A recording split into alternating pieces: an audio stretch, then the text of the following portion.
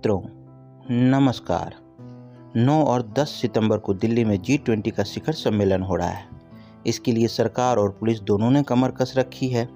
G20 की इस बैठक के दौरान राजधानी दिल्ली में कई बड़ी बड़ी शख्सियतें मौजूद रहेंगी। तो आइए जानते हैं कि G20 की सारी अहम बातें। ये ग्रुप क्या है, क्यों बना है, इसमें कौन कौन से देश हैं और सबसे ज़रूरी सवाल, इस ग्रुप की इतनी अहमियत क्यों है। G20 अपने नाम से ही साफ है कि ये 20 देशों का एक समूह है। साल 1999 में जब एशिया में आर्थिक संकट आया था, तब तमाम देशों के वित्त मंत्रियों और सेंट्रल बैंक के गवर्नरों ने मिलकर एक फोरम बनाने की सोची, जहां पर ग्लोबल इकोनॉमिक और फाइनेंशियल मुद्दों पर चर्चा की जा सके। कुछ साल बाद 2007 में पूरी दुनिया पर आर्थिक मंदी का साया मंडरा रहा था। ऐसे में G20 के लेवल को और ऊपर उठाया गया और इसे वित्त मंत्रियों के लेवल से ऊपर उठाकर हेड ऑफ स्टेट के लेवल का बना दिया गया है। यानी इस बैठक में अब तमाम देशों के राष्ट्रीय अध्यक्ष हिस्सा लेंगे। इसी तरह से G20 की पहली बैठक साल 2008 में अमेरिका के वाशिंगटन में हुई। अब तक इसकी कुल 17 बैठकें हो चुकी है। भारत में इसकी 18वीं बैठक की मेजबानी करने जा रहा है। वैसे तो इस ग्रुप का फोकस अर्थव्यवस्था से जुड़े मुद्दों पर चर्चा करना रहा है, लेकिन वक्त के साथ इसका दायरा बढ़ता रहा। इसमें टिकाऊ विकास, स्वास्थ्य, कृषि, ऊर्जा, पर्यावरण, जलवायु परिवर्तन और भ्रष्टाचार विरोधी जैसे मुद्दे भी जुड़ते चले गए। आखिर ये ग्रुप कितना ताकतवर है? इस ग्रुप की ताकत इसमें शामिल देशों के नाम से जानने से ही पता लग जाती है। G20 ग्रुप देशों में 19 देश अर्जेंटीना, ऑस्ट्रेलिया, ब्राज़ील, कनाडा, चीन, France, Germany, Bharat, Indonesia, Italy, Japan, Republic of Korea, Mexico, रूस, सऊदी अरब, दक्षिण अफ्रीका, तुर्की, यूनाइटेड किंगडम, अमेरिका शामिल है।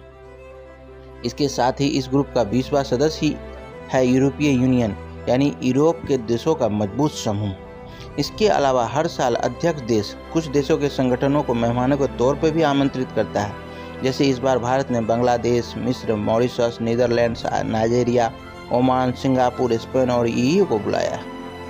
G20 की ताकत का अंदाज़ा इस बात से लगाया जा सकता है कि इसके सदस्य देशों के पास दुनिया की 85% GDP, 75% ग्लोबल ट्रेड, दुनिया की 2/3 आबादी है। ऐसे में इस सम्मेलन में लिया गया फैसला दुनिया की इकोनॉमी पर बड़ा असर डाल सकता है। ये फोरम काम कैसे करता है? जिस देश को भी G20 की अध्यक्षता मिलती है, वो उस साल G20 की बैठकें आयोजित करवाता है। वो बैठक का एजेंडा पेश करता है। इसके अलावा G20 दो समानांतर ट्रैक पर काम करता है। एक होता है फाइनेंस ट्रैक, जिसमें सभी देशों के वित्त मंत्री और सेंट्रल बैंक के गवर्नर मिलकर काम करते हैं। दूसरा होता है शेरपा ट्रैक, जिसमें हर देश का एक शेरपा लीड होता है। शेरपा असल में उन्हें कहा जाता है जो पहाड़ों में किसी भी मिशन को आसान करने का काम करते हैं। G20 के शेरपा लीड भी अपने अपने देश के प्रमुख का काम आसान करने का जिम्मा उठाते हैं। सभी सदस्य देशों को शेरपा बैठकों के जरिए अलग अलग मुद्दों पर आपसी सहमति बनाने की कोशिश करते हैं। G20 की अध्यक्षता कैसे मिलती है, इस बारे में जानते हैं। दरअसल G20 के अध्यक्ष को फैसला ट्रोइका यानी कि एक तिकड़ी से तय होता है। इसमें पिछले, वर्तमान और भविष्य के अध्यक्ष देश शामिल होते हैं। इसे ही ट्रोइका कहते हैं। जैसे इस बार ट्रोइका में इंडोनेशिया, जो पिछली बार अध्यक्ष था, भारत, जो अभी वर्तमान में अध्यक्ष है, और ब्राज़ील, जो अगला अध्यक्ष होगा, ये तीनों देश शामिल हैं। आखिर ये बैठक करने से फ़ायदा क्या होता है? अगर इसके बारे में जाने तो देखिए, इतने ये तो समझ गए कि ये कितना मजबूत ग्रुप है। लेकिन इस सम्मेलन के दौरान लिए गए फैसलों को मानने की कोई कानूनी बाध्यता नहीं होती। ये आर्थिक रूप से ताकतवर देशों का एक ग्रुप है, इसलिए यहाँ लिए गए फैसलों को इंटरनेशनल ट्रेड काफ़ी हद तक प्रभावित करता है। बैठक के अंत में G20 देशों के साझा बयान पर आम सहमति भी बनाई जाती है, जिसकी जिम्मेदारी आमतौर पर अध्यक्ष देश के ऊपर ही होती है।